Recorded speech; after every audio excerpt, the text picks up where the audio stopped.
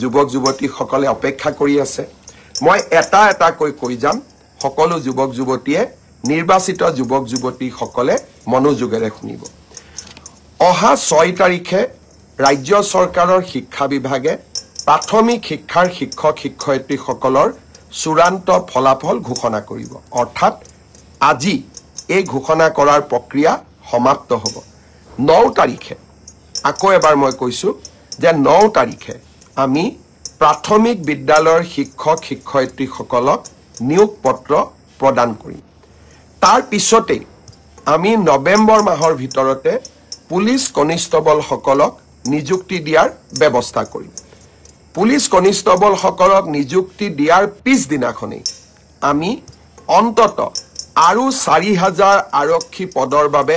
আবেদন পত্ৰও আহ্বান কৰিম অৰ্থাৎ নিযুক্তিৰ পৰম্পৰা আমি চলাই ৰাখিম যাতে অসমৰ যুৱক যুৱতী কেতিয়াও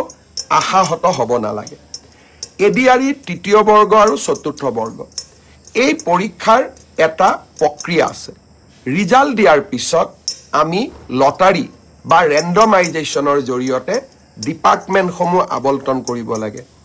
ডিপাৰ্টমেণ্টসমূহ আবণ্টন কৰাৰ পিছত ডাইৰেক্টৰেটবিলাক আবণ্টন কৰিব লাগিব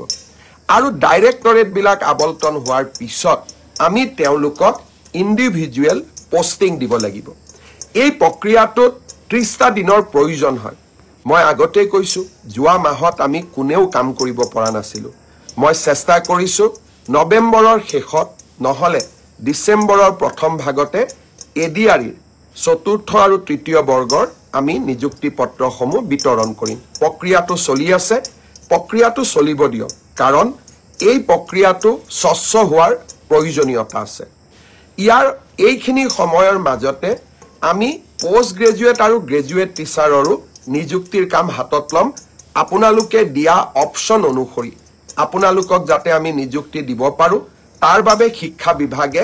ইতিমধ্যে কাম হাতত লৈছে মই খুব সোনকালে আপোনালোকক নিযুক্তিৰ তাৰিখটো জনাম স্বাস্থ্য বিভাগৰ নিযুক্তিও এই মাহতে আমি প্ৰদান কৰিম চাহ বাগিচাৰ সমাজখনৰ বাবে আমি 3% এইবাৰ চৰকাৰী চাকৰিত আৰক্ষণ কৰিছিলো গুটেই কেটা নিযুক্তি দিয়াৰ পিছত আমি চাহ বাগিচাৰ যুৱক যুৱতীসকলক পৃথকে 3% উত্তীৰ্ণ হোৱা যুৱক যুৱতীসকলক নিযুক্তি পত্ৰ প্ৰদান কৰিম অৰ্থাৎ অহা 9 তাৰিখে আমি চাহ বাগিচাৰ যুৱক যুৱতীসকলক বাদ দি সকলোকে আমি নিযুক্তি দিম গুটেইখিনি নিযুক্তি পত্ৰ আমি একেলগ কৰি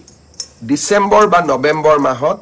সকলো চাহ বাগিচাৰ যুৱকক গুৱাহাটীলৈ মাতি আনি আমি একেলগে নিযুক্তি দিম যাতে ই সমাজখনত এটা সচেতনতাৰ সৃষ্টি কৰিব পাৰে অৰ্থাৎ মই উত্তীৰ্ণ হোৱা যুৱক যুৱতীসকলক অনুৰোধ কৰিম যে আমি নৱেম্বৰ মাহ আৰু ডিসেম্বৰ মাহৰ প্ৰথম ভাগতে আমি নিযুক্তিৰ প্ৰক্ৰিয়া সম্পূৰ্ণ কৰিম আপোনালোকে আমাক নিশ্চিতভাৱে সহযোগ কৰি যাব